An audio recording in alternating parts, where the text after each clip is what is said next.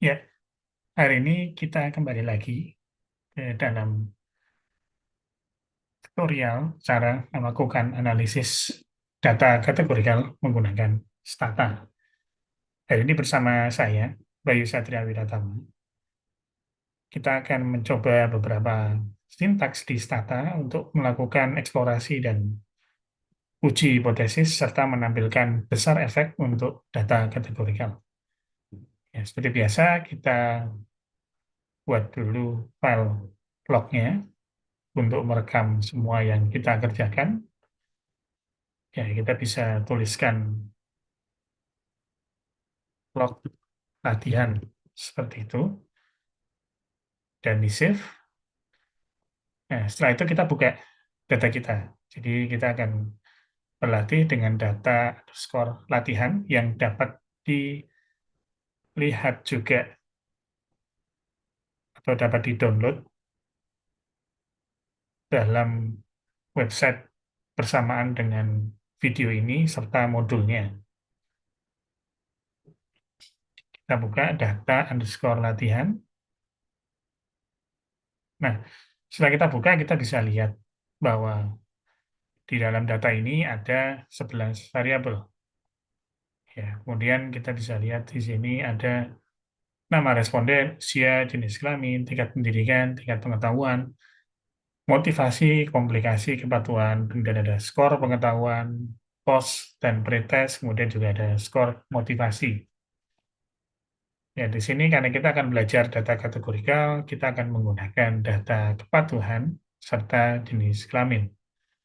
Jadi kita akan lihat apakah laki-laki ada dan perempuan itu ada perbedaan kepatuhan berobat terkait dengan diabetes. Ya, di sini jadi kita melihatnya pada pasien-pasien diabetes apakah jenis kelamin mempengaruhi kepatuhan berobat. Nah, kita lihat dulu seperti biasa kalau kita mau melakukan analisis, kita lihat datanya seperti apa dulu. Kita untuk data kategorikal bisa menggunakan komen tabulasi atau disingkat tab. Kita ketik DKF variabel jenis kelamin. Ya, jadi ada 33 laki-laki, 67 perempuan. Kemudian bagaimana dengan kepatuhan? Kita bisa menggunakan tab kepatuhan juga. Kita lihat ada 48 yang patuh dan 52 tidak patuh.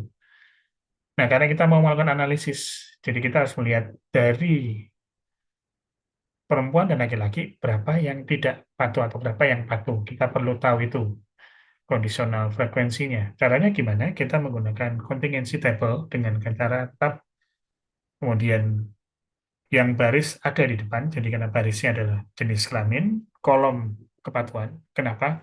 Karena biasanya baris itu adalah variabel independen dan kolom adalah variabel dependennya.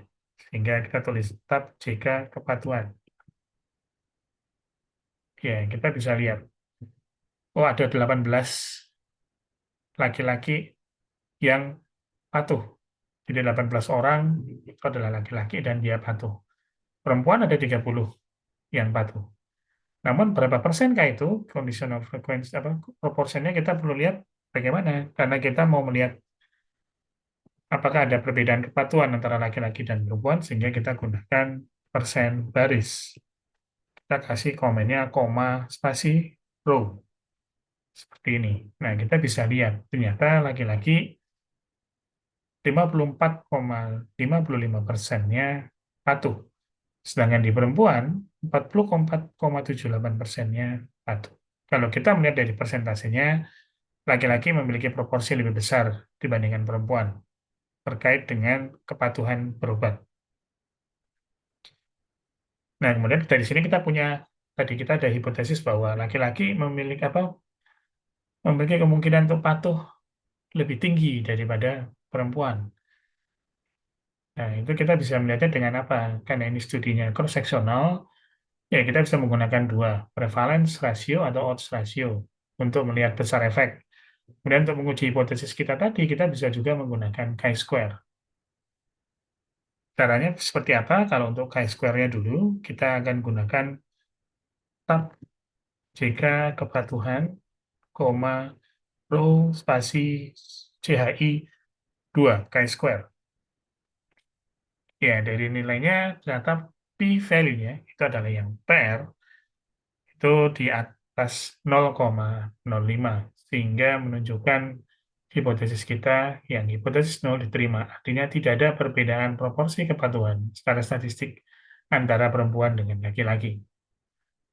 Namun bagaimana dengan besar efeknya? Kita bisa gunakan kalau odds ratio dengan CC. Kalau komen untuk analisis seperti odds ratio dengan CC ini yang ditulis dulu adalah variabel dependent. Jadi kepatuhan dulu, baru jenis kelamin. Yang perlu diingat adalah codingnya harus 1,0. Ya, jadi kalau tidak 1,0 harus dikonversi ke 1,0 dulu. Di mana di sini hasilnya ditemukan bahwa odds ratio adalah 1,48. Artinya, laki-laki memiliki odds 1,5 kali lebih besar atau 50% lebih besar untuk patuh dibandingkan perempuan. Namun ternyata perbedaan itu tidak terbukti secara statistik, sehingga kita bisa bilang di populasi kita tidak menemukan ada perbedaan seperti itu. Jadi di populasi yang akan kita temukan adalah laki-laki cenderung peluangnya atau odds-nya sama untuk patuh dibandingkan dengan perempuan. Ya, kemudian kadang kita bisa dilihat juga tadi hipotesis tesnya bisa dengan p-value, nilainya sama, atau dengan apa? Dengan confidence interval. Ya, sehingga kita bisa lihat confidence intervalnya adalah 0,59 sampai 3,73. Yang artinya di populasi, kita yakin 95% bahwa laki-laki akan memiliki odds 0,59 sampai 3,73 kali lebih besar untuk patuh dibandingkan dengan perempuan. Nah, ini membuktikan bahwa odds-nya sendiri tidak konsisten. Ya, jadi kemungkinan laki-laki di populasi itu untuk patuh itu bisa saja 0,59 kali lebih besar atau 41% lebih rendah. Tapi bisa juga sampai dengan 3,7 kali lebih besar. Jadi bisa lebih rendah, bisa lebih besar. Nah, untuk hipotesis testing dengan confidence interval, kita melihat apakah di tengahnya ada satu. Kalau seperti tadi, lihat nilainya tidak konsisten, jadi bisa lebih rendah atau lebih besar. Di tengahnya kan, di tengah 0,59 sampai 3 kan ada angka satu. Nah, itu menunjukkan bahwa ya kita yakin 90% juga bahwa satu itu adalah, odds ratio satu itu adalah nilai sebenarnya juga. Di mana odds ratio satu itu adalah melambangkan antara laki-laki dengan perempuan, proporsi atau odds ya untuk patuh berobat itu sama.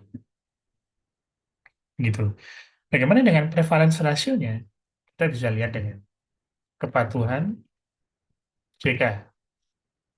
Ya, di sini risk ratio ini sama dengan prevalence ratio.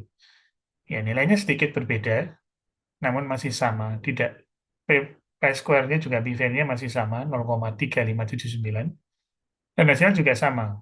Ini membacanya sedikit berbeda, tidak dengan odds, tapi dengan prevalensi. Jadi kalau laki-laki memiliki prevalensi untuk patuh 1,2 kali lebih besar dibandingkan perempuan. Namun di populasi kita yakin 90% bahwa nilai tersebut sama. Kenapa? Karena confidence intervalnya melewati angka 1, yaitu 0,81 sampai 1,83. Hingga kita juga sesuai dengan p-value-nya, confidence intervalnya, bahwa hipotesis yang diterima adalah hipotesis nol. Jadi di populasi kita yakin bahwa tidak ada perbedaan proporsi kepatuhan antara laki-laki dengan perempuan. Ya, jadi seperti itu. Kemudian kalau kita lihat lebih jauh, kalau bagaimana kalau nilainya itu tidak bisa dengan chi-square? Apa asumsinya chi-square? Ya, asumsi chi-square adalah nilai expected value-nya lebih dari 5. Lebih dari sama dengan 5. Nah, kita lihat kalau bagaimana cara mengeluarkan expected value, kita kembali ke tab tadi, kita tambahkan row EXP. EXP itu adalah expected value, di mana yang berada di bawah dari frekuensi. Kita lihat semua di atas 5. Aman, jadi tidak perlu menggunakan uji selain chi-square. Nah, kalau misalnya ada yang 0 atau di bawah 5, maka harus menggunakan uji yang lain. Salah satunya adalah Fisher exact. Caranya bagaimana? Di belakang dari setelah koma, kita pakai komen exact. Kalau seperti ini, tidak ada masalah dengan expected ya biasanya Fisher exact-nya juga akan sama juga hasilnya. Tapi yang kita gunakan yang chi-square. Kenapa? Asumsinya kan tidak terpatahkan, jadi asumsinya terpenuhi. Sehingga kita tidak perlu dengan Fisher exact. Ini contoh kalau asumsinya tidak terpenuhi, kita tambahkan perintah exact. Nah, nanti dari sini kita bisa lihat satu persatu variabelnya, untuk kemudian kita putuskan mana saja variabel yang akan kita lanjutkan ke multivariat. Mungkin sampai di situ saja. Terima kasih sudah mendengarkan dan semoga bermanfaat videonya. Sampai jumpa di video berikutnya.